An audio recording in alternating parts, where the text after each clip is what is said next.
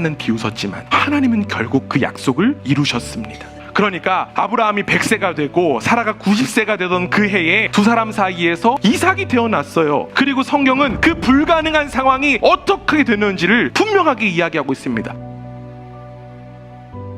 하나님의 말씀대로 태어났다라고 합니다. 돌아보면요, 결국 하나님은 이 약속을 반드시 이루실 것이었습니다. 그런데 여러분, 아브라함은 어땠습니까? 아브라함과 사라는요, 그 약속을 믿지 못했습니다. 우리가 말씀을 쭉 돌아보니까 하나님 한 번만 약속하셨습니까? 아니죠. 계속적으로 아브라함에게 말씀하셨어요. 약속해 주셨어요. 비록 세월의 간격은 있었습니다. 그러나 하나님은 끊임없이 그에게 말씀하셨습니다. 약속해 주셨습니다. 그 약속이 떠오르게 하셨습니다. 그것이 바로 하나님의 일하심입니다. 아브라함과 사라가 느끼기에는 어려움의 현실 속에서 하나님의 그 일하심, 하나님의 그 자비하심이 느껴지지 않을 수도 있지만 하나님은 그 가운데서도 끊임없이 일하셨습니다. 그리고 그 일하심의 흔적을 우리는 말씀을 통해서 확인할 수 있습니다. 이렇게 하나님은요, 말씀을 통해 일하십니다. 하나님은 말씀으로 역사하십니다. 하나님의 말씀에는 능력이 있습니다. 하나님은 말씀으로 세상을 창조하셨어요. 그리고 그 말씀이 육신되어 땅 가운데 오신 분이 바로 누구입니까? 예수 그리스도입니다. 이 말씀이 육신되어 오신 예수 그리스도를 통해서 우리는 생명을 얻었어요. 그렇기 때문에 우리는요, 말씀으로 살아가야만 하는 존재들입니다.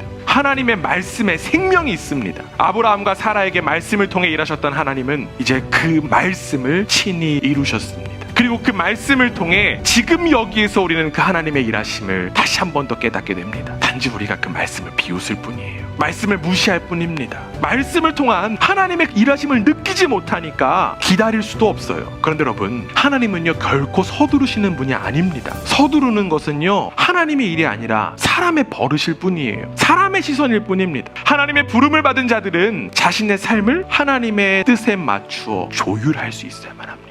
아브라함에게 약 한 25년의 시간이 있었어요. 모세에게는 40년의 시간이 있었습니다. 또한 다윗에게는 10년의 시간들이 있었어요. 우리에게는 참고 견디기 어려운 비웃음의 시간일 수도 있지만 그 시간을 통해 하나님은 끊임없이 일하고 계십니다. 바로 저와 여러분 한 사람 한 사람을 말씀으로 변화시켜 가고 계십니다. 말씀을 통한 하나님의 일하심을 믿음으로 바라보고 평안과 감사로 믿음의 길을 걸어가는 복된 우리 모두가 되기를 주님의 이름으로 간절히 원합니다.